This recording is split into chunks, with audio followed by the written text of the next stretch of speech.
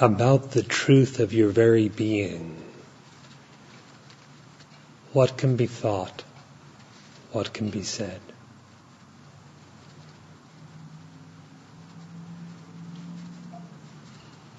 The Vedas declare that this very self is Brahman.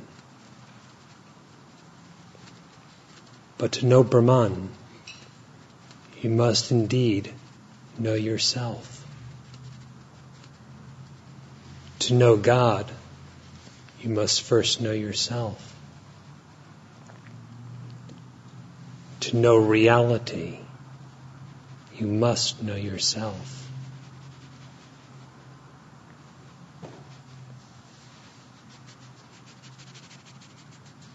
Sri Bhagavan has said, "What is the use of attempting to know all else without knowing oneself?" He also said, "When oneself is known, what else is there to be known or to know?" To comprehend the significance and the depth of what he's declaring, you must first cease to misidentify as a body.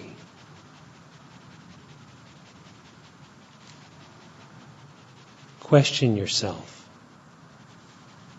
Are you a body?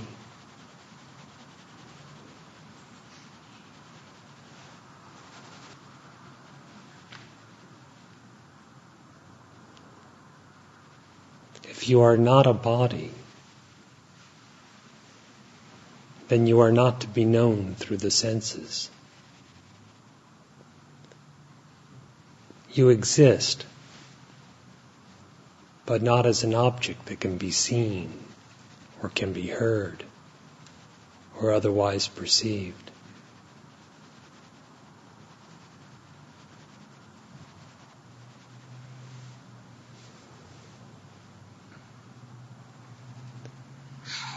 You must know yourself. Who must know the self? Just this one is the aim of the inquiry. The inquiry that reveals self-knowledge.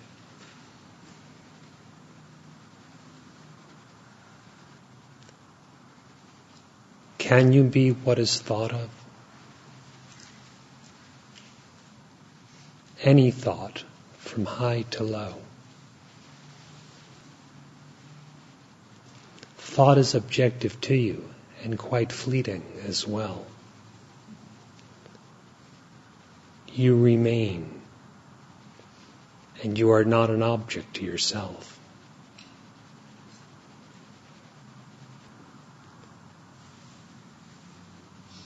If you are never thought of, what are you? Not a body, not a mind. What are you?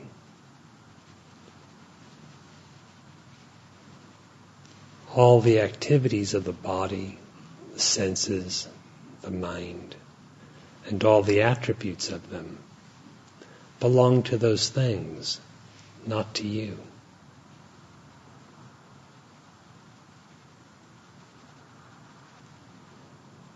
The very idea of I, of existing as an individual who can be a perceiver, a conceiver, an experiencer, and so forth and so on. It's just a notion, just an idea.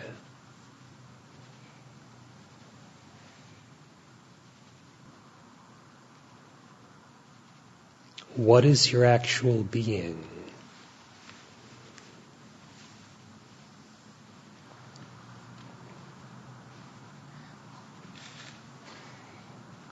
Free of the body, location, birth, death do not apply to you.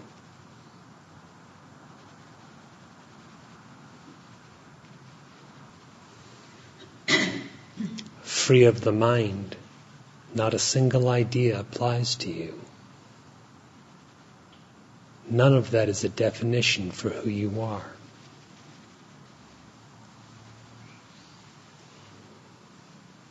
As the seen always corresponds to the seer, the known corresponds to the knower.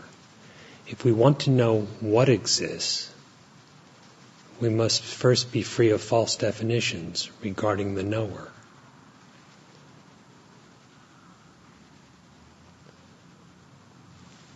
Abandoning the definitions of the knower so that none of the known is attributed to the knower, what remains?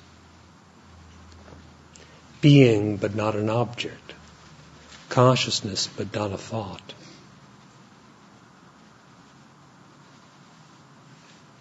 Something of the nature of perfect fullness.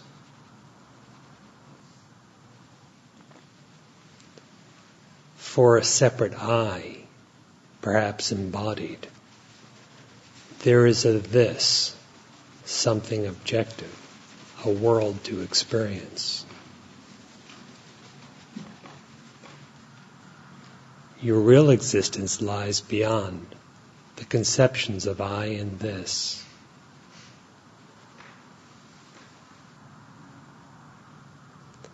Unborn, unchanging, immovable, deathless. Unformed, unmodified, illimitable. Is that a description of Brahman? Or is that a description of you?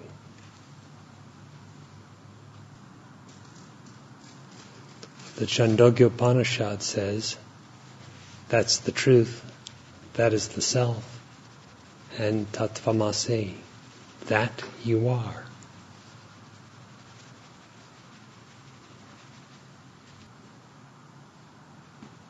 If you take yourself to be anything else whatsoever, such is merely imagined. Such imagination, from the notion I down to any form appended to it, alone is the cause of bondage and suffering.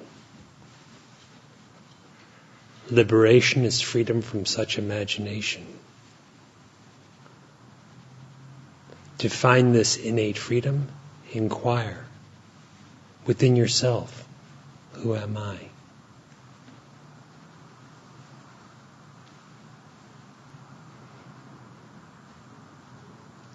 If you thus inquire and know yourself, reality comprehends itself. The bliss of that is as indescribable as your very being is.